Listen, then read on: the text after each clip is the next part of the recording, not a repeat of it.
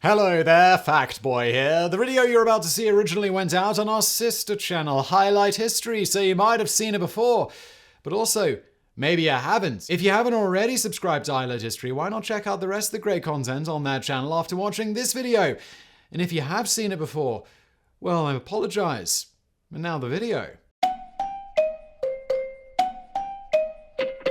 Imagine working 100 meters beneath the sea, a hostile place that sunlight never reaches and where temperatures can plunge to a few degrees above freezing. All your off hours are spent in a tiny, cramped metal tube, breathing a mixture of gases that makes it hard for you to speak and constantly saps heat from your body, giving you a permanent chill. Here, you can eat a meal delivered through a tiny hatch or catch a few hours of sleep before your next shift begins, and it's time once again to plunge back into the abyss. Now imagine living like this for months at a time, unable to escape your little sealed world without facing a certain and gruesome death. Welcome to the strange twilight world of saturation diving, one of the most dangerous and well-paid jobs in the world. Developed as part of the US Navy's Sea Lab program in the mid-1960s, saturation diving is a technique that allows humans to live and work at extreme depths for extended periods of time. Specifically, it's designed to overcome the danger of decompression sickness, better known as the bends. As a diver breathes pressurized air at depth, nitrogen gradually becomes dissolved in their body. If they then ascend to the surface too quickly, the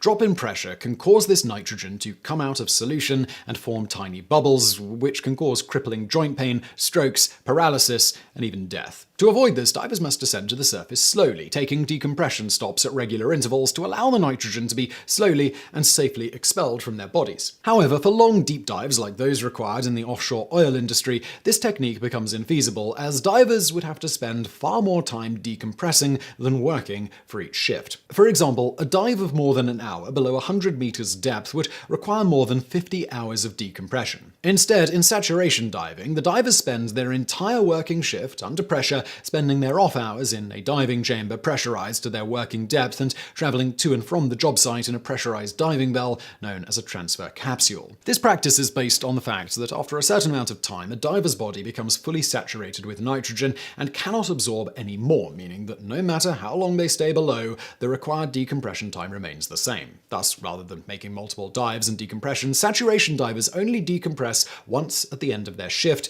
greatly reducing the risk of decompression sickness. The downside is that this single decompression can take up to 2 weeks to complete. There are also other hazards, including nitrogen narcosis, a disorientating euphoria caused by breathing nitrogen at pressure, which divers describe as being similar to alcohol intoxication. Oxygen also becomes toxic below around 80 meters, so saturation divers must breathe trimix, a gas mixture in which much of the oxygen is replaced with helium. This comes with its own problems. Not only does helium alter the human voice, forcing divers to wear electronic descramblers in order to be understood, but it also has poor thermal properties, wicking away body heat and leaving divers perpetually chilled. Breathing helium at depths below 300 meters can also produce severe neurological effects known as high-pressure nervous syndrome. But the greatest danger in saturation diving is the high-pressure environment itself, as a group of 4 British and Norwegian divers discovered in 1983 in a gruesome event known as the Byford Dolphin accident. Byford Dolphin was a semi-submersible offshore oil rig built by Aker Engineering of Oslo in 1974.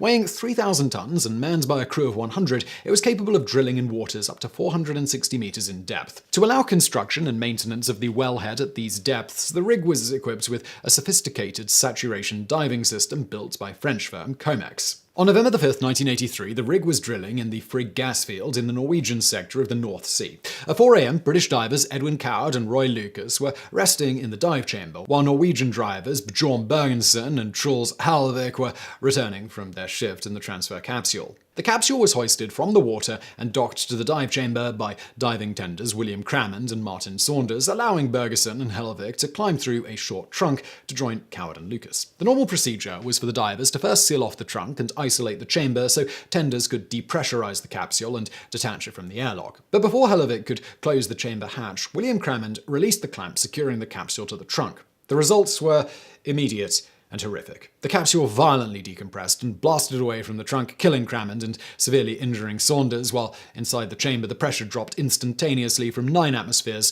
to 1 in an instant. Hellevick, crouching in the trunk, was blown apart, scattering body parts across the rig deck. One observer described finding his liver complete, as if dissected out of the body, while part of his spine was found 10 meters above the chamber on the rig derrick. The other divers in the chamber fared little better. Autopsies of Coward, Lucas, and Bergensen revealed lumps of white fat clogging their arteries and veins, proteins which had cooked and precipitated as their blood flash boiled. Mercifully, all 4 divers are believed to have died instantly and painlessly. A subsequent investigation concluded that the accident was caused by human error. As William Crammond was killed in the incident, it's not known why he released the clamp before the pressure hatch was closed. Investigators surmised that a combination of fatigue and deck noise may have led to a fatal miscommunication. However, another key factor was the saturation diving system itself, which, despite recommendations from Norwegian oil and gas regulator DNV, had not been fitted with any interlocks, pressure gauges, or other safety features to prevent the diving chamber from being disconnected while pressurized. This fault in the equipment was not mentioned in the official accident report, and as such, the families of the divers killed received no financial compensation. Believing the investigation to be a cover-up, the families formed the North Sea Divers Alliance, which finally succeeded in suing the Norwegian government and obtaining a settlement in 2008, 25 years after the accident. The Byford Dolphin rig is still in operation, currently on contract with British Petroleum, and saturation diving continues to be widely used in the offshore oil industry, consistently ranking among the most dangerous but well-paid jobs in the world, with many divers receiving up to $1,400 per day. While safety measures and accident rates have improved significantly since 1983, the Byford Dolphin incident stands as a stark reminder of the dangers that always come with living and working in extreme environments. So I'm not going to ask whether you enjoyed that video, but I do hope you found it interesting. If you did, please do hit that thumbs up button below. Don't forget to subscribe, and thank you for watching.